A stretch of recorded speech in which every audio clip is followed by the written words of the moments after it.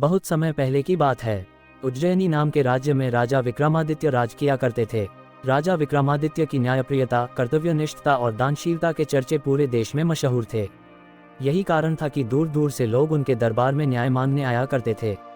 राजा हर दिन अपने दरबार में लोगों की तकलीफों को सुनते और उनका निवारण किया करते थे। एक दिन की बात है, राज दरबार लगा हुआ था। तभी एक भिक्षु विक्रमादित्य के दरबार में आता है और एक फल राजा को देकर चला जाता है। राजा उस फल को कोषाध्यक्ष को दे देता है। उस दिन के बाद से हर रोज वह भिक्षु राजा के दरबार में आने लगा। उसका रोज का काम यही था कि वह राजा को फल देता और चुपचाप चला जाता। राजा भी प्रत्येक दिन भिक्षु द्वारा दिया गया फल कोषाध्यक्ष को थमा देता। ऐसे करते करते करीब 10 साल बीत गए। एक दिन जब भिक्षु फिर राजा के दरबार में आकर फल देता है तो इस बार राजा फल कोषाध्यक्ष को न देकर वहां मौजूद एक पालतू बंदर के बच्चे को दे देते हैं। ये बंदर किसी सुरक्षाकर्मी का था जो छूटकर अचानक राजा के पास आ जाता है। बंदर जब उस फल को खाने के लिए तोड़ता है तो उस फल के बीच से एक बहुमूल्य रत्न निकलता है। उस रत्न की चमक को देख राज दरबार में मौजूद सभी लोग हैरत में पड़ जाते हैं। राजा भी यह नज़ारा देख आश्चर्य में पड़ जाता है। राजा कोषाध्यक्ष को इससे पूर्व भिक्षु द्वारा दिए गए सभी फलों के बारे में पूछता है। राजा के पूछने पर कोषाध्यक्ष बताता है कि महाराज, मैंने उन सभी फलों को राजकोष में सुरक्षित रखवा दिया है। मैं उन सभी फलों को अभी लेकर आता हूँ। कुछ देर बाद कोषाध्यक्ष राजा को आकर बताता है कि सभी फल सड़ गल गए हैं। उनके स्थान पर बहुमूल्य रत्न बचे हुए हैं। ये सुनकर राजा बहुत खुश होता है और कोषाध्यक्ष को सारे रत्न सौंप देता है। अगली बार जब भिक्षु फल लेकर दोबारा विक्रमादित्य के दरबार पहुंचता है तो राजा कहते हैं, भिक्षु, मैं आपका फल तब तक ग्रहण नहीं करूंगा जब तक आप यह नहीं बताते कि हर दिन आप इतनी बहुमूल्य भेंट मुझे क्यों अर्पित करते हैं। राजा की यह बात सुन भिक्षु उन्हें एकांत स्थान पर चलने को कहता है। एकांत में ले जाकर भिक्षु राजा को बताता है कि मुझे मंत्र साधना करनी है और उस साधना के लिए मुझे एक वीर पुरुष की जरूरत है। चूंकि मुझे तुमसे वीर दूसरा कोई नहीं मिल सकता, इसलिए यह बहुमूल्य उपहार तुम्हें दे जाता हूँ।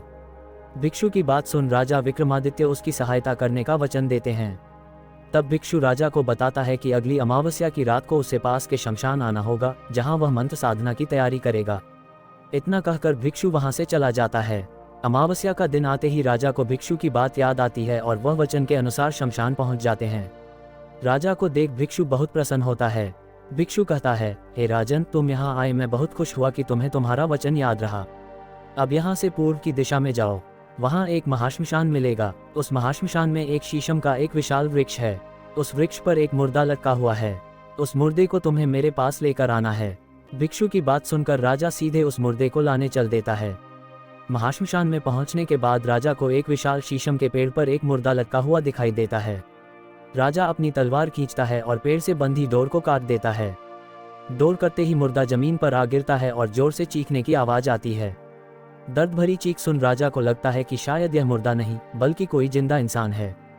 थोड़ी देर बाद जब मुर्दा तेजी से हंसने लगता है और फिर पेड़ पर जाकर लटक जाता है तो विक्रम समझ जाता है कि इस मुर्दे पर बेताल चढ़ा है। काफी कोशिश के बाद विक्रम बेताल को पेड़ से उतार अपने कंधे पर टांग लेते हैं। इस पर बेताल विक्रम से कहता है, विक्रम, मैं तेरे साहस को मान गया। तू बड़ा ही पराक्रमी है। मैं तेरे साथ चलता हूँ, लेकिन मेरी एक शर्त है कि पूरे रास्ते में तू कुछ भी नहीं बोलेगा। विक्रम सिर हिलाकर हाँ में बेताल की बात मान लेता है। इसके बाद बेताल विक्रम से कहता है कि रास्ता लंबा है, इसलिए इस रास्ते को रोमांचक बनाने के लिए मैं तुझे एक कहानी सुनाता हूँ। तो ये थी विस्तार से राजा विक्रम, योगी और बेताल की आरंभिक कहानी। यही से शुरू होता है बेताल 25 की 25 कहानियों का सफर, जो बेताल एक एक करके विक्रम को सुनाता है। कहानियों के विक्रम बेताल के इस भाग में आपको बेताल 25 की सभी कहानियां एक साथ पढ़ने और सुनने को मिलेंगी। इस कहानी से हमें यह सीख मिलती है कि एक राजा को हमेशा विक्रमादित्य की तरह साहसी और पराक्रमी होना चाहिए, तभी वह अपनी प्रजा की रक्षा कर सकता है।